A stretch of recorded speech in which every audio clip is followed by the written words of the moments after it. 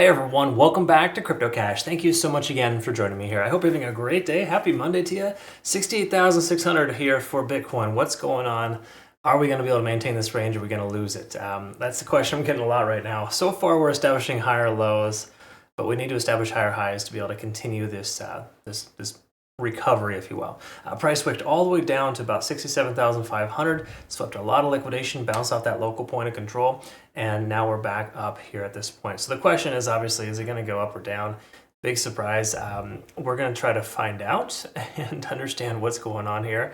We'll draw out our fib levels here and maybe redraw those. I'll post our playout chart here on our Twitter, Telegram, and Discord, of course, as per usual. But generally speaking, we're still under this descending trend line, and we are not in a position where the price action really did what it was supposed to. It kind of over-exaggerated a little bit. We saw a weekend dump, which is, I guess nowadays is kind of standard and normal, but it's not something you'd normally see. So again, just normal abnormalities, if you will. Okay, so let's take a look here at Bitcoin back-end data first. If you could please hit that like button, folks. Don't forget to do so. Really appreciate it.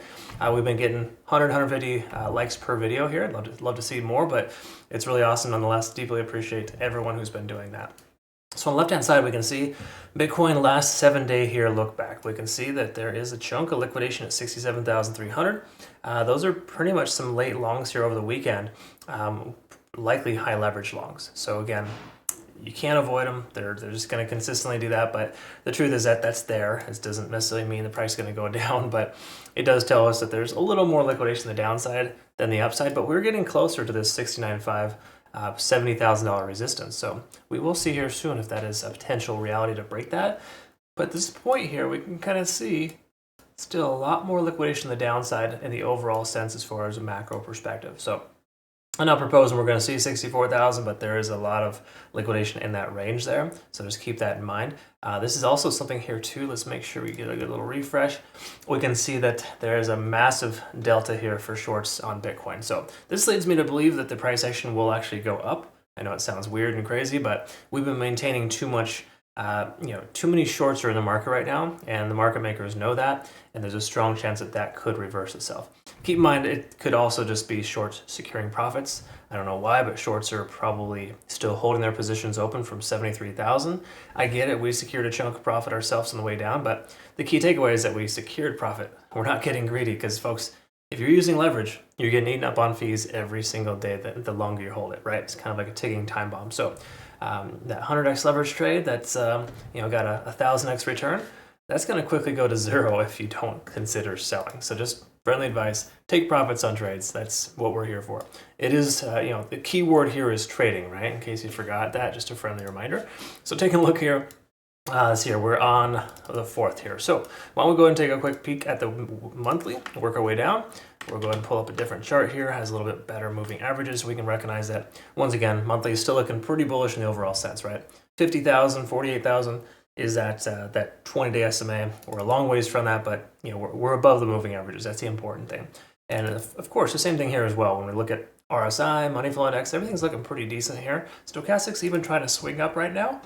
We could also see MACD is still converging. So really the monthly isn't super telling. It's just giving us the indication that we're still bullish, and we've known that for a while. Okay. Weekly time frame, similar scenario here, only better. And what I mean by better is that there's a good support range, about 63,000 for the 20-day SMA. The 50 days trailing behind. We can recognize as well, stochastic is getting closer to its top, but money flow index is above the RSI, and I love to see that. That's extremely important. It basically just implies there's more money flowing in when people still view this as a good value. It's not overbought yet.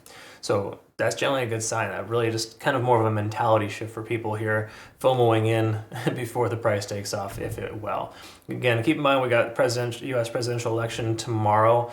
That's going to absolutely cause some volatility in the market. I would recommend, just from a basic standpoint, to from a safety standpoint, just kind of stay on the sidelines. But on the same accord too, you could consider going in either direction and essentially just kind of maybe, I don't know, if you already have some shorts open, maybe hedge your short with a long, if that makes sense.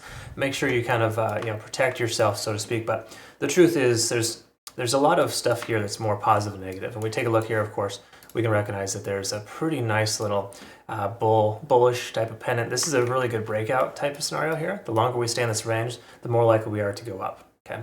So I'm willing to speculate we're going higher here moving forward. It may not be today or tomorrow. Tomorrow's going to be weird, but the simple way to understand it is that the macro looks pretty good. Okay, so let's go back to the daily here and kind of hit the old, I wouldn't say reset button, but let's go back to our baseline here and take a look at the 20-day SMA. While we're still above it, because today's candlestick hasn't closed yet, we're potentially losing that. And it doesn't mean you just enter a short from here because of that. It just implies that if we do close below that, there's more likelihood of going down than up, and we want to be careful and cautious taking longs. But if you look at this here too, we've seen 1, 2, 3, 4, 5, 6 days in a row without correction. In other words, well, it's the opposite, more so. The price is correcting itself significantly, and there's no potential recovery here at this point. We've gone 6 days unadulterated without any potential attempt for the price to go higher. Obviously, there's been little bits here and there, but minus this past weekend, there's been very little going on. So what that means for us here is just that we're getting closer to an overextended state, okay? And that's good in the sense of turnaround, but bad in the sense that we could see the further downside. We see here we are above 50 on the RSI, still a good sign, okay? We're over the 20-day SMA, we're over 50 on the RSI. We're still in decent shape, but we're getting close to the edge, if you will. Money flow index is increasing, which still doesn't give me a lot of hope, even though it's good. It's still below the RSI, so we need a lot more money flowing into this coin in order to be able to have that recovery that we're looking for. So taking a look here at the 4-hour time frame, we can recognize as well we're below the 20-day and the 50-day SMA, generally construed as a bearish sign. So the 4-hour time frame, a transitionary time frame, is letting us know, hey, we're not in a position right now where the price action is looking like it wants to continue higher. We're still, no matter how you look at it, establishing lower lows and lower highs. However, that can definitely change in a lot of ways too. I mean, we could be printing a pattern here where the price action could be, moving and adjusting, but all patterns aside here, the 4-hour time frame doesn't look fantastic. We're under 50 on the RSI. Money flow index is super low. Stochastic is topped out tentatively, implying we probably see a little bit more of a correction here. MACD's trying to converge, but really just can't seem to pull it together. So the whole concept here is the 4-hour time frame is not looking great. And generally speaking, again, this is the funny thing about the crypto market. A lot of times when everything looks super bearish, it will instantly recover and go the opposite direction. So I wouldn't be surprised if we see some weird pump here moving forward, but from a technical standpoint, the 4-hour time frame is really looking like we want to go down further. It doesn't make a ton of sense to really take a long into that. Let's take a look at the hourly though, because this could confirm a few things for us here. First of all, lagging span is free and clear, just barely above the price action, but soon to intersect. Not a good sign, basically implying if the price continues sideways, we'll have a confirmational sign to go short. Again, that's only if the price goes sideways. If it goes up, different story. We'd basically break above the cloud and be in a better position. But if you look here, if we can close at 68,700 or higher, that would put us in a position where we'd be confirming in some ways that it may be viable to take a long. Conversion line is above the baseline. We got some benefit here, but truth is this is a bit of a mess. And a lot of times when you see a messy chart like this, it's not really appropriate to consider taking a position. Based on the overall trend on the shorter term time frame, even considering the larger term time frame, we are more likely to go down than up as far as the overall sense. Okay, it's just we don't have a lot of confirming factors letting us know either direction is viable at this point. So I think patience is probably the most important thing. I would say a closure at about round number 69,000 or higher would be a good little start for the ascending trend to start, and then more so the descending trend to discontinue. So mostly good here, just not great.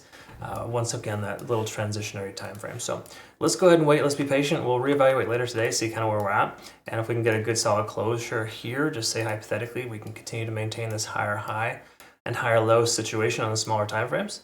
I think we're going to have a pretty good shot at taking along here in the next 24 hours. But between now and then, I would not recommend it just based on a non-confirmational standpoint. Okay.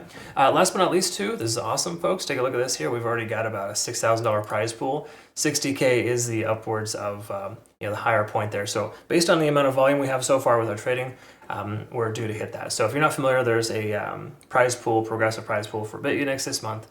Anyone who's used my link to register is qualified. Feel free to use my link moving forward, but we are on target for that, and the top 20 will qualify. So cool stuff. Check that out.